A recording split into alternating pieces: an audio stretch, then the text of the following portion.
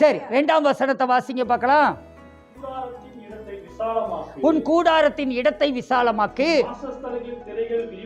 உன் வாசஸ்தலங்களின் திரைகள் விரிவாகட்டும், தடை செய்யாதே, உன் கயிறுகளை நீளமாக்கி உன் முளைகளை உறுதிப்படுத்து. ஹல்லேலூயா. பாருங்க, இப்போ உன் கூடாரத்தின் இடத்தை விசாலமாக்கு.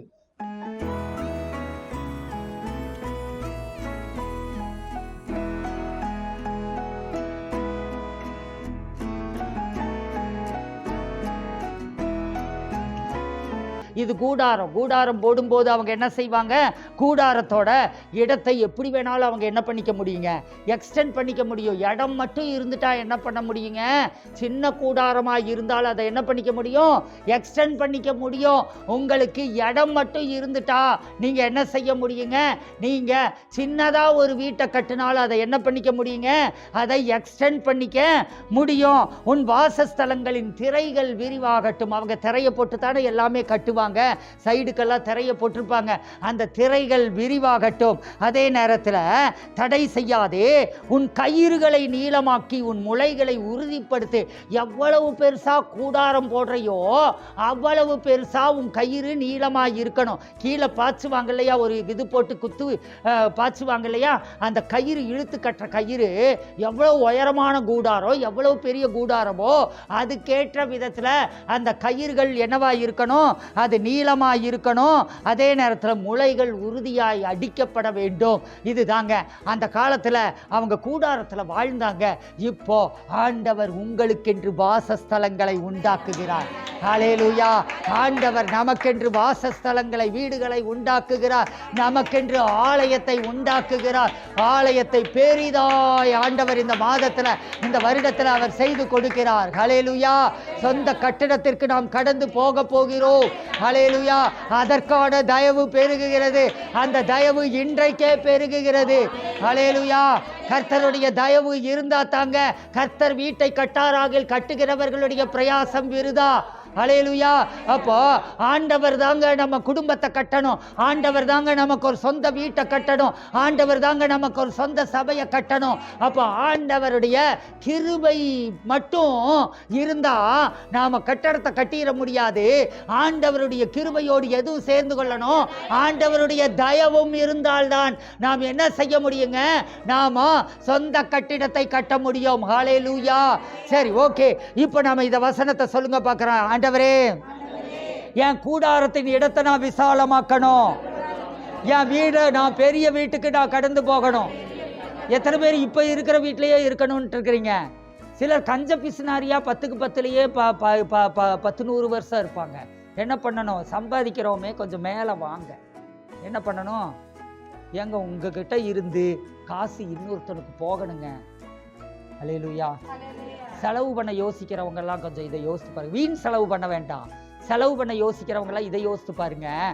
உங்ககிட்ட விவசாயி அவங்கிட்ட இருக்கக்கூடிய தானியத்தை அவன் விற்கலைன்னா நமக்கு சோறு கிடைக்குமா? கிடைக்குமா? கிடைக்காது. ஒரு தச்சன் அவங்கிட்ட இருக்கிற மரத்தை எல்லாம் விற்கலைன்னா, அதையெல்லாம் கதவு ஜன்னலாக உருவாக்கலைன்னா நமக்கு கதவு ஜன்னல் இருக்குமா? இருக்காது. ஒரு செங்கல் சூளக்கார செங்கலை விற்கலைன்னா உங்களுக்கு வீடு இருக்குமா? அப்போ என்ன செய்யணும்? நம்ம கையில் இருந்து பணம் என்ன ஆகணும்னா இன்னொருத்தங்கிட்ட போகணுங்க. அவன் காய்காரங்கிட்டையோ அல்லது ஒரு துணிக்காரங்கிட்டையோ அல்லது யாரோ ஒருத்தங்கிட்ட உங்கள் கையில் இருக்கக்கூடிய பணம் ஒரு வியாபாரியின் இடத்துல போகணும். அவன் குடும்பத்துக்கு அது ஆசீர்வாதமாக மாறணும். நீங்கள் குடியிருக்கிறீங்க அப்படின்னா, நீங்கள் ஒரு வீட்டில் குடியிருக்கிறீங்கன்னா அதை விட ஒரு பெரிய வீட்டுக்கு நீங்கள் குடி போங்க. அதுக்கே நீங்கள் யோசித்தீங்கன்னா எப்படி பெரிய வீட்டை ஆண்டவர் உங்களுக்கு, சொந்த வீட்டை ஆண்டவர் உங்களுக்கு கொடுக்க முடியும்? அப்போது வீண் விரயம் பண்ண வேண்டாம். அவசியமானால் வீடு மாற்ற வேண்டும். ஹல்லேலூயா. நான் என்ன சொல்ல வர்றேன்? எனக்கு 10க்கு 10 ஓகேங்க, இதுக்கே நாங்கள் இருக்கிறவங்களுக்கு இது சரியா இருக்கு அப்படின்னா அது ஓகே. ஆனால் அங்கே எனக்கு நெருக்கடியாக இருக்குது, அங்கே இடைஞ்சலாக தான் இருக்குது, நான் ஜெபிக்க முடியல, எனக்கு ஜெபிக்கிறதுக்கான சரியான ஒரு வசதி இல்லை, இப்படியெல்லாம் இருக்குதா? அப்போ நீங்கள் என்ன செய்யலாம்? நீங்கள் அதை விட கொஞ்சம் பெரிய வீட்டை நீங்கள் வாடகைக்கு நீங்கள் போகலாம். ஐயோ நான் எப்படி அப்படி வாடகைக்கு போக முடியும் அப்படின்னு சொல்லிட்டு கையில் இருக்கிற காசு குறைஞ்சிருமேன்னு கஞ்ச பிசினாரமாக இருக்கிறவங்க நினைப்பாங்க. விசுவாசம் இல்லாதவர்கள் என்ன நினைப்போம்? இன்னும் கொஞ்சம் பெரிய வீட்டுக்கு போனால் நான் எப்படி குடும்ப செலவையெல்லாம் சமாளிப்பேன். நீ ஏன் சமாளிக்கிற? அவர் தானங்க சமாளிக்கணும். அல்லேலூயா. கேளுங்க, பக்கத்தில் இருக்கிறவங்கள பார்த்து கேளுங்க, நீ ஏன் உன் குடும்ப செலவை சமாளிக்கிற? அவர் தான் சமாளிக்கணும். அல்லேலூயா. அப்போ விசுவாசத்துல நம்ம அடி எடுத்து வைக்கணும்.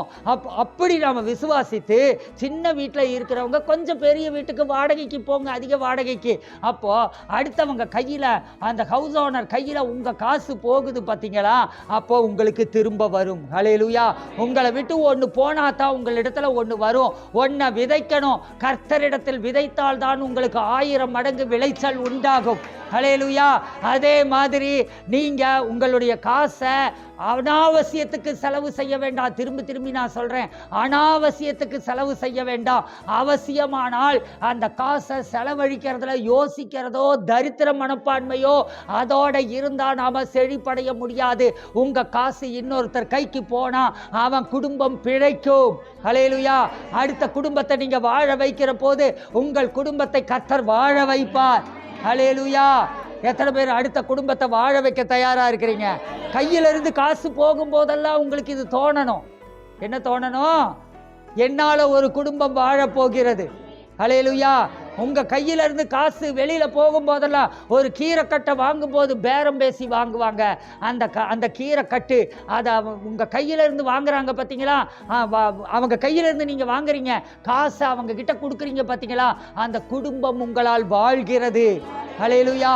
நீங்கள் ஒரு குடும்பத்தை வாழ வைக்கிறீர்கள்.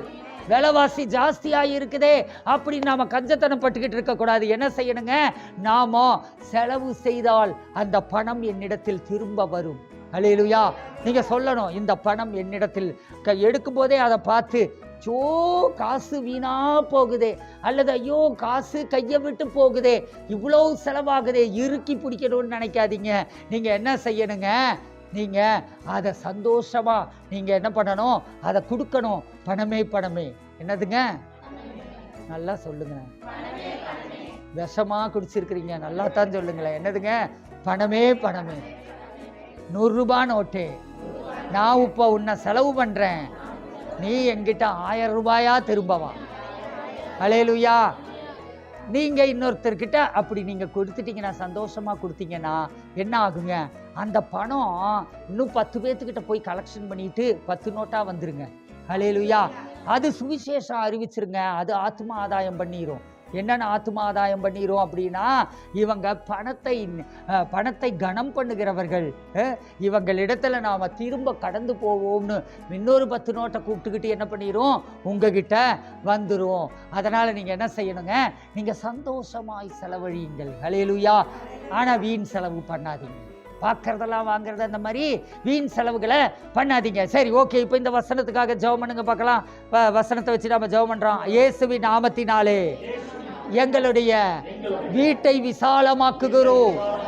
எங்களுக்கு பெரிய நிலங்களை கொடுக்கிறேன். அங்கே நாங்கள் விசாலமாய் வீடுகளை கட்டுகிறோம். எங்கள் வாசஸ்தலங்களை நாங்கள் விரிவாக்குகிறோம். நாங்கள் தடை செய்ய மாட்டோம். இயேசுவின் நாமத்தினாலே எங்களுடைய திருச்சபைக்கு பெரிய இடத்தை நீர் கொடுக்கிறீர், பெரிய நிலத்தை நீர் கொடுக்கிறீர். அங்கே நாங்கள் உமக்கென்று ஒரு மிகப்பெரிய ராஜ மாளிகையை கட்டுகிறோம். ஹல்லேலூயா.